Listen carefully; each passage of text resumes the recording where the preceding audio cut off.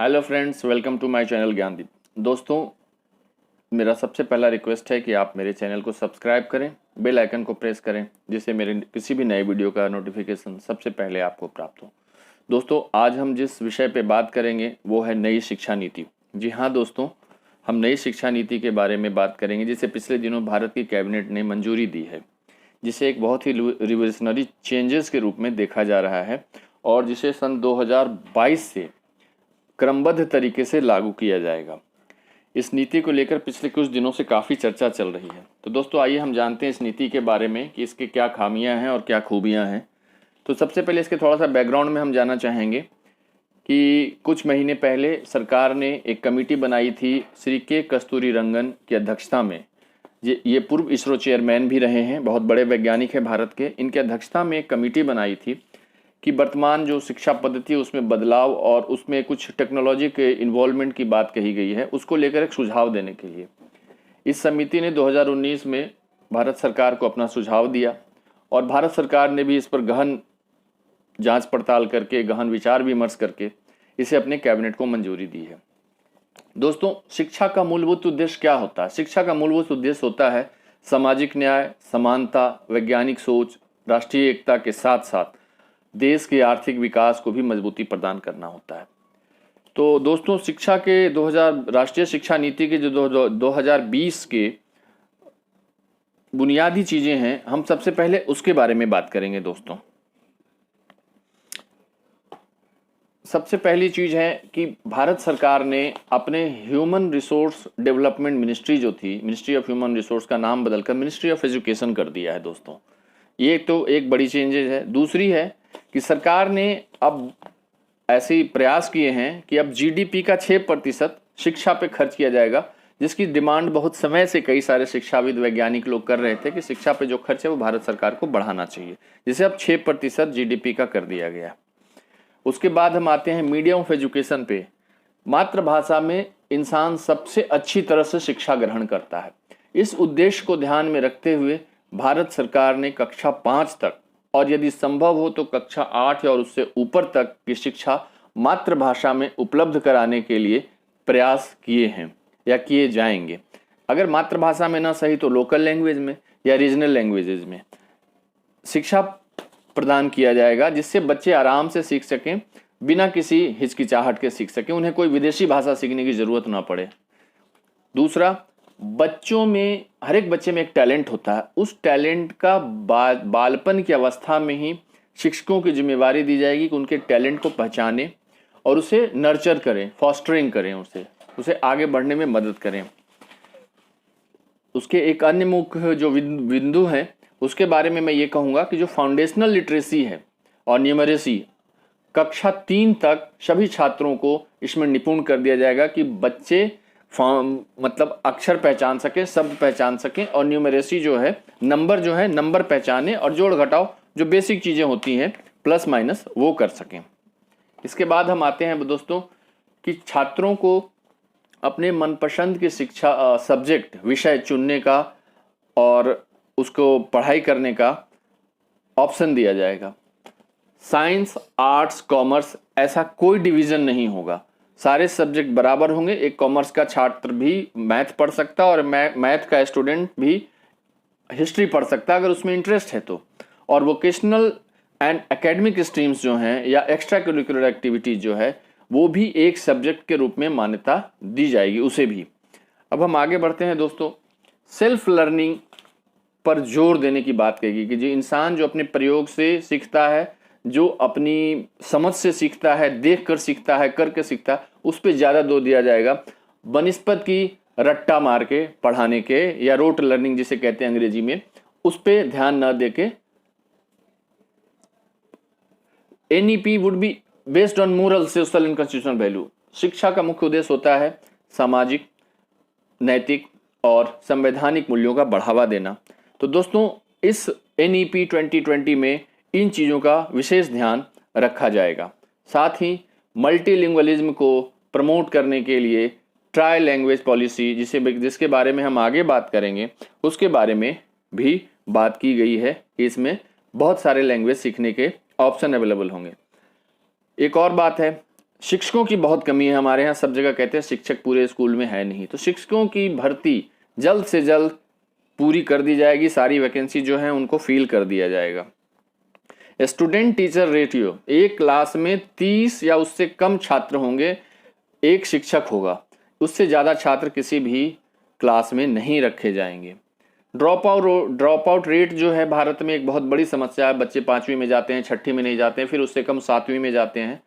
इसको zero drop out rate जो है उसे अचीव करने का लक्ष्य रखा गया है।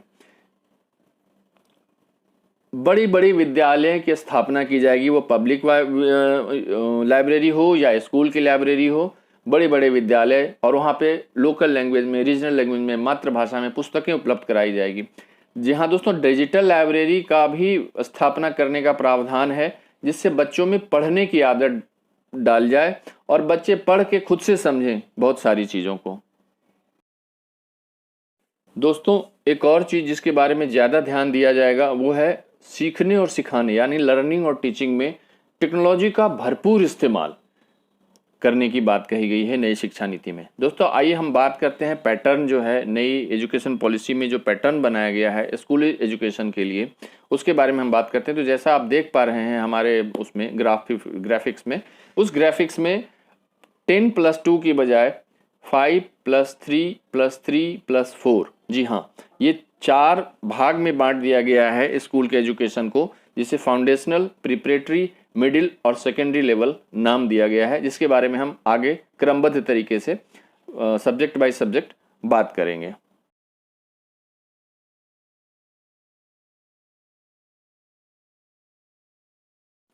दोस्तों, अब हम उसके बारे में थोड़ी विस्तार में बात करेंगे कि पहले के 5 साल जो है फाउंडेशनल स्टेज, जैसा कि मैंने आपको बताया है, उसके बाद के 3 साल प्रिपरेटरी स्टेज कहे जाएंगे, उसके बाद के 3 साल मिडिल स्टेज कहलाएंगे, और उसके बाद के 4 साल जो हैं 9वीं, 10वीं, 11वीं और 12वीं, वो सेकेंडरी स्टेज कहलाएंगे।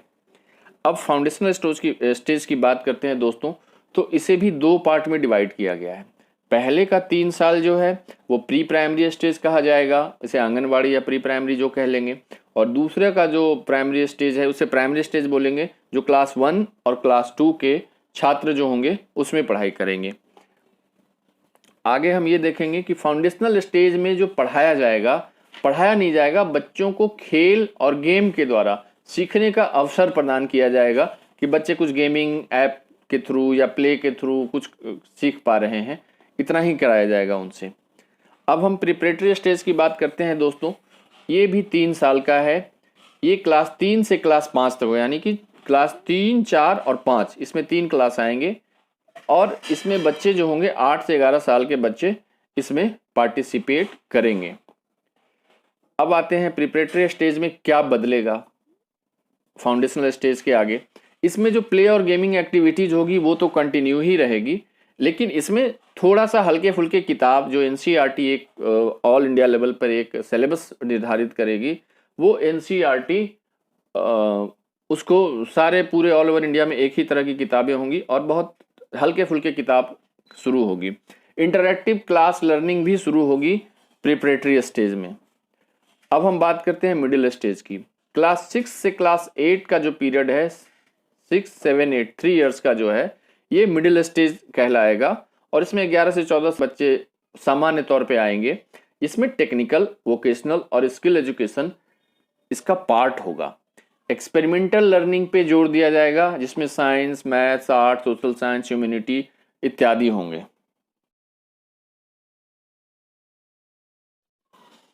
अब हम बात करते हैं दोस्तों सेकेंडरी स्टेज के बारे में। तो सेकेंडरी स्टेज जो है वो 4 साल का होगा, जिसमें 9वीं, 10वीं, 11वीं और 12वीं के कक्षाएं आएंगी, और बच्चे जो 15 से 18 वर्ष की उम्र के होते हैं वो सामान्यतः इन कक्षाओं में पढ़ते हैं।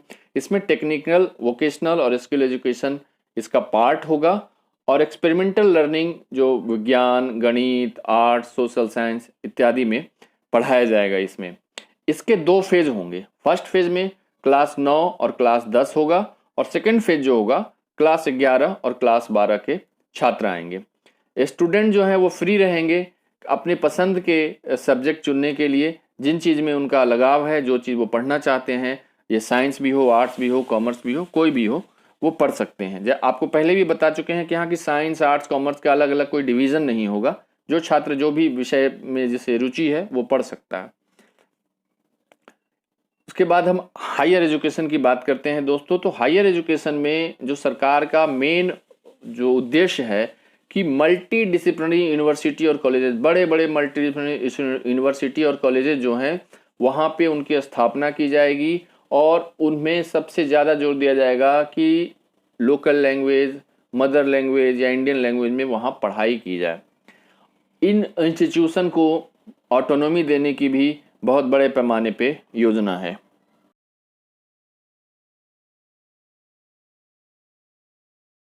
क्योंकि दोस्तों उच्चतर शिक्षा जो है, हायर एजुकेशन है, मनुष्य के और समाज के विकास में बहुत महत्वपूर्ण भूमिका अदा करती है। इसलिए उच्चतर शिक्षा में बहुत ही महत्वपूर्ण बदलाव किए गए हैं। इनमें एक और बदलाव जो है, establish national research foundation to encourage research in colleges in and universities. College और यूनिवर्सिटी में रिसर्च को बढ़ावा देने के लिए एक NRA संस्था की स्थापना की जाएगी। ग्रेजुएशन के जो कोर्सेज हैं वो 4 साल के होंगे, पर इनमें भी मल्टीपल एग्जिट सिस्टम लागू किया गया है, वो कि पहली बार है, वो इससे पहले हिंदुस्तान में नहीं था। अब क्या है दोस्तों कि अगर 1 साल की किसी ने ग्रेजुएशन का कोर्स कंप्लीट कर लिया है तो उसे यूनिवर्सिटी के द्वारा सर्टिफिकेट दिया जाएगा। अगर 2 साल का ग्रेजुएशन का कोर्स किसी ने कंप्लीट किया है तो उसे डिप्लोमा दिया जाएगा। अगर 3 वर्ष का किसी ने कोर्स कंप्लीट कर लिया है तो उसे डिग्री दी जाएगी। अगर 4 साल का किसी ने पूरा कोर्स कंप्लीट किया है तो उसे मल्टी डिसिप्लिनरी डिग्री प्रदान की जाएगी।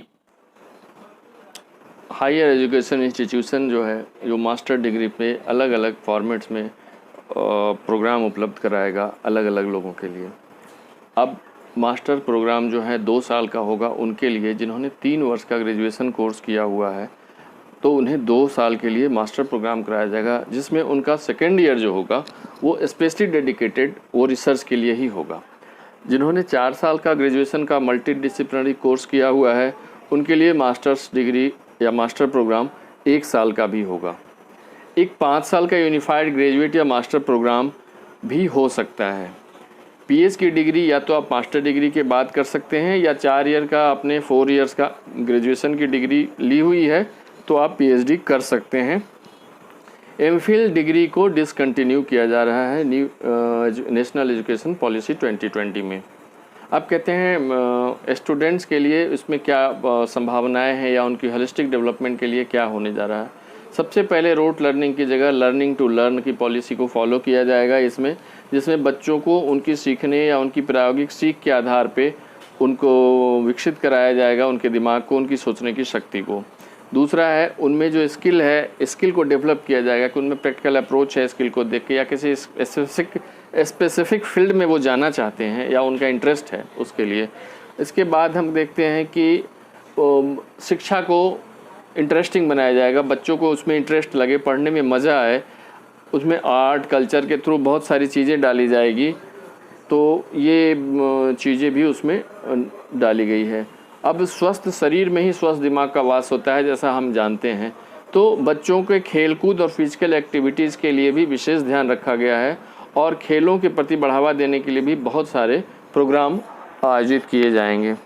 टीचर को फाउंडेशनल स्टेज में तो उसकी मदर टंग में पढ़ाया ही जाएगा या रीजनल लोकल लैंग्वेज में, अगर संभव हो सके तो क्लास 5वीं तक, 8वीं तक या उससे ऊपर की क्लास में या हायर एजुकेशन में भी लोकल या नेशनल लैंग्वेज या रीजनल लैंग्वेज में पढ़ाया जाए। बच्चों के लिए 3 साल के बाद के क्लास 3 के बच्चों के लिए या उससे ऊपर के बच्चों के लिए मल्टीलिंगुअलिज्म को बढ़ावा देने के लिए, बहुभाषा को बढ़ावा देने के लिए कई सारी भाषाएं सीखने का अवसर प्रदान किया जाएगा। बहुत बड़ी संख्या में लैंग्वेज टीचर्स की इसके लिए बहाली भी की जाएगी। इसके लिए सरकार एक ट्राई लैंग्वेज पॉलिसी फॉलो करने जा रही है, जिसमें बच्चे 3 भाषा सीखेंगे, एक उनकी मदर टंग होगी और एक कोई दूसरी भारतीय भाषा होगी और तीसरी होगी कोई विदेशी भाषा। जैसे आप इंग्लिश, तमिल और हिंदी सीखें या आप तमिल, संस्कृत और इंग्लिश सीख सकते हैं।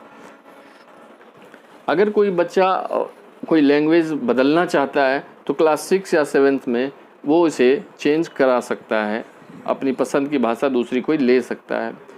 हर एक छात्र को वोकेशनल कोर्स के लिए अवश्य इनरोल करना पड़ेगा और कराया जाएगा। हर एक वर्ष स्कूल में 10 दिनों का स्कूल बैग फ्री पीरियड होगा, जिसमें बच्चों को प्रायोगिक तौर पे सिखाया और सीखने का अवसर प्रदान किया जाएगा और बच्चों को उनकी ट्रेनिंग इंस्टीट्यूट जहाँ पे होंगी, जहाँ पे वो ट्रेनिंग के रूप में 10 दिन तक सीखेंगे काम को, वहाँ ले जाया जाएगा या तो स्कूल में ही वो उपलब्ध कराया जाएगा। एग्ज़ामिनेशन जो होगा वो नॉलेज बेस्ड होगा और एग्ज़ाम कंडक्ट कराए जाएंगे क्लास 3, क्लास 5 और क्लास 8 में एग्ज़ाम कंडक्ट कराए जाएंगे। अब आगे हम बात करते हैं बोर्ड लेवल एग्ज़ाम की। तो 10वीं और 12वीं की बोर्ड की परीक्षाएं तो पूर्ववत जैसे पहले चल रही है वैसे ही चलेगी, लेकिन बोर्ड एग्ज़ामिनेशन अब साल में 2 बार होंगे। एक मेन एग्ज़ाम होगा और दूसरा एक सप्लीमेंट्री एग्ज़ाम के तौर पे होगा। जो बच्चा, हर एक बच्चा दोनों एग्ज़ाम में अपीयर हो सकता है। अगर मुझे लग रहा है कि मुझे इस मार्क्स में कम आए हैं, सब्जेक्ट में, दूसरे सब्जेक्ट में कम आए हैं, तो हम अपीयर हो सकते हैं दोबारा, या मैं अगर इस सब्जेक्ट के बदले किसी और सब्जेक्ट में अपीयर होना चाहता हूं तो उसकी भी सुविधा दी जाएगी नेशनल एजुकेशन पॉलिसी T20 में। नेशनल टेस्टिंग एजेंसी एक एग्ज़ाम है कंडक्ट कराएगी जो ग्रेजुएट्स, अंडर ग्रेजुएट्स और फेलोशिप के लिए एग्ज़ाम कंडक्ट कराएगी नेशनल टेस्टिंग एजेंसी। अब हम आगे बात करते हैं कि टीचर्स के लिए क्या है। बच्चों, दोस्तों, टीचर्स जो होते हैं वो राष्ट्र के भविष्य निर्माता के तौर पे हम उसे देख सकते हैं। समाज में उनकी इज्जत होती है, समाज के लिए भी एक बहुत बड़ी पूजनीय चीज़ होती है। अब टीचर्स के लिए होता है 4 इयर्स का डेडिकेटेड प्रोग्राम बीएड का शुरू किया जाएगा और 2030 के बाद जो ये 4 इयर्स का बीएड का डिग्री प्रोग्राम होल्डर होंगे वही टीचर बनेंगे। उनकी मिनिमम क्वालिफ़िकेशन यही होगी।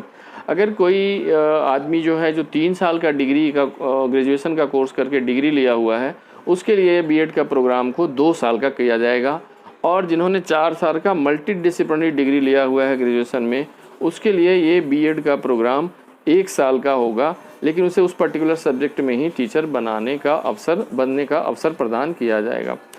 शिक्षा के क्षेत्र में अच्छे से अच्छे लोगों को, बेस्ट माइंड को आकर्षित करने के लिए बीएड के कोर्स में बड़ी संख्या में स्कॉलरशिप प्रदान किए जाएंगे, जिससे बच्चों को आर्थिक दिक्कतों का सामना न करना पड़े बीएड पढ़ाई करने के दौरान। स्थानीय लोगों को इसमें प्रमुखता देने की भी बात कही गई है। शिक्षकों के लिए जो ग्रामीण या दूर दराज इलाकों में पोस्टिंग होती है, उनके लिए जहाँ तक संभव होगा स्कूल प्रांगण में ही या उसके आसपास के इलाके में ही एक अच्छी स्तर की रेसिडेंशियल फैसिलिटी घर प्रदान किया जाएगा, सरकार के द्वारा मुहैया कराया जाएगा। शिक्षकों का एक सबसे बड़ा जो प्रॉब्लम होता है ट्रांसफ़र और पोस्टिंग का होता है, तो अब उसके लिए सरकार ने ट्रांसफ़र और पोस्टिंग को एक डेडिकेटेड पोर्टल बनाया है जिसमें सारी ट्रांसपेरेंसी होगी कि किसकी ट्रांसफ़र कहाँ हुई, कितनी बार हुई, क्यों नहीं हुई, ये सारी चीज़ें उसमें रखी हुई है। आगे हम बात करते हैं कि हर एक राज्य सरकार को 20 साल का आगे का जो टीचर की वैकेंसी होनी है, उसके वैकेंसी के आधार पे क्रिएट करके एक डाटाबेस तैयार करके सब्जेक्ट वाइज कितने टीचर की ज़रूरत होगी अगले 20 सालों में, और टीचर की बहाली लगातार उनकी अपॉइंटमेंट करनी पड़ेगी, जिससे शिक्षकों की कमी ना हो। स्कूल में कोई भी टीचर्स को नॉन टीचिंग जॉब में नहीं लगाया जाएगा, ये भी एक मुख्य निर्णय लिया गया है। अब हम बात करते हैं कि टीचरों के परफॉर्मेंस को इवेलुएट करने के लिए नेशनल स्टैंडर्ड टेस्ट की स्थापना की जाएगी 2022 में, जो टीचर्स की परफॉर्मेंस को इवेलुएट करेगी। प्रमोशन और सैलरी में बढ़ावा उन शिक्षकों को दिया जाएगा जो आउटस्टैंडिंग परफॉर्मेंस करेंगे या जिनकी परफॉर्मेंस बहुत ही अच्छी रहेगी, या NST जो उनके इवेलुएशन करेगी उसके आधार पर उनको प्रमोशन और सैलरी दिया जाएगा। तो दोस्तों, नेशनल एजुकेशन पॉलिसी के जो मुख्य बिंदु थे वो हमने आपके सामने रखे।